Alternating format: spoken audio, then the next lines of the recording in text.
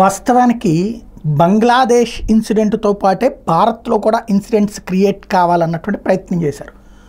బంగ్లాదేశ్లో దాడులు జరిగిన తర్వాత హిందువులు ఇక్కడ రియాక్షను లేకపోతే ఇక్కడ రెచ్చగొట్టుడు చర్యలు అన్నటువంటిది ప్రయత్నం జరిగింది. అయితే కారణం వేరే రీజన్ క్రియేట్ చేయాలనుకున్నారు. ఎందుకంటే ఇక్కడ రిలీజియస్ ఆస్పెక్ట్లో రివర్స్ అవుతుంది. అక్కడ మైనారిటీలు అయింది హిందువులు, ఇక్కడ మళ్ళీ వేరే రూట్లోకి వస్తుందని జాగ్రత్త పడి అక్కడ దానికి ఫాలోఅప్గా ఇక్కడ ఈశాన్య రాష్ట్రాల్లో మణిపూర్ ఇష్యూస్ ఇవన్నిటిని ఫ్లేరప్ చేయడానికి కొత్త కాన్సెప్ట్ తెర మీదకి తీసుకొచ్చింది ఏంటయ్యా అంటే మళ్ళీ హిండెన్బర్గ్ అన్నటువంటిది.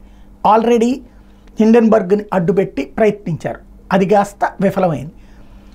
దాంతో ఇప్పుడు అసలు సమస్య హిండెన్బర్గ్ నివేదికతో ఇక్కడ ప్రజలను, అంటే అక్కడ కూడా అవినీతి అని లేకపోతే కనుక విద్యార్థులకు అన్యాయం అన్నటువంటి కారణం ఏదో ఒక కారణాలతో ఉద్యమాలు జరగాలి, దేశమంతటా ఉద్యమాలు జరగాలి.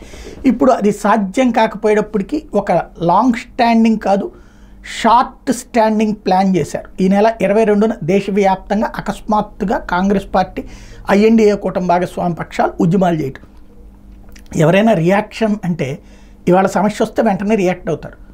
సుప్రీంకోర్టే తేల్చి చెప్పింది హిండెన్బర్గ్ నివేదిక అనేటువంటిది ఒక బోగస్ అన్నట్టు. రెండోది హిండెన్బర్గ్ కూడా ఏం చెప్తున్నాడు, సెబీ చైర్పర్సన్ అదానీ సంస్థలలో వాళ్ళ హస్బెండ్కి షేర్లు ఉన్నాయి అన్నటువంటి.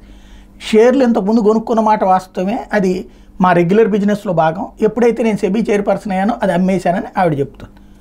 ఎనఫ్. ఇక్కడ ఇంకోటి, షేర్లు కొనుక్కోవడం తప్పు కాదు, దాంట్లో డైరెక్ట్ పార్ట్నర్లు అయినప్పుడు తప్పు అవుతుంది ఒక ఆస్పెక్ట్. ఎందుకంటే రాహుల్ గాంధీకి కూడా వివిధ సంస్థల్లో షేర్లు ఉన్నాయి కదా. కానీ ఇక్కడ రిలయన్స్లో ఆ లెక్కనైతే మోడీ కూడా కొనుక్కున్నాడు షేర్లు. కాబట్టి అది మోడీ అంబానీకి ఖర్చు పెడుతున్నాడంటే ఏ కోణంలో నుంచి చెప్పుకొస్తారు? అసలు పాయింట్ ఏంటి అంటే ఒక ఇష్యూ ఏదో ఒకటి ఫ్లేరప్ చేయాలి, దేశవ్యాప్తంగా అలజడి సృష్టించాలి అన్నటువంటి ప్రయత్నం ఇప్పుడు అక్కడ. అందులో భాగంగా సుప్రీంకోర్టు ఇచ్చినటువంటి తీర్పు నేపథ్యంలో పంజాబ్ దగ్గర సరిహద్దుల దగ్గర అడ్డాలు తీసేశారు. దెన్ అక్కడ మళ్ళీ ఏదో వివాదం, ఇక్కడ ఒక వివాదం, ఈశాన్య రాష్ట్రాల్లో ఒక వివాదం. దేశవ్యాప్తంగా ఎక్కడో ప్రతి చోట ఏదో ఒక అంశాన్ని క్రియేట్ చేసి రచ్చ చేయాలన్నటువంటి ప్లాన్ ప్రారంభమైంది. లైక్ బంగ్లాదేశ్ తరహా ఇష్యూ క్రియేట్ చేయాలని చూస్తున్నారు.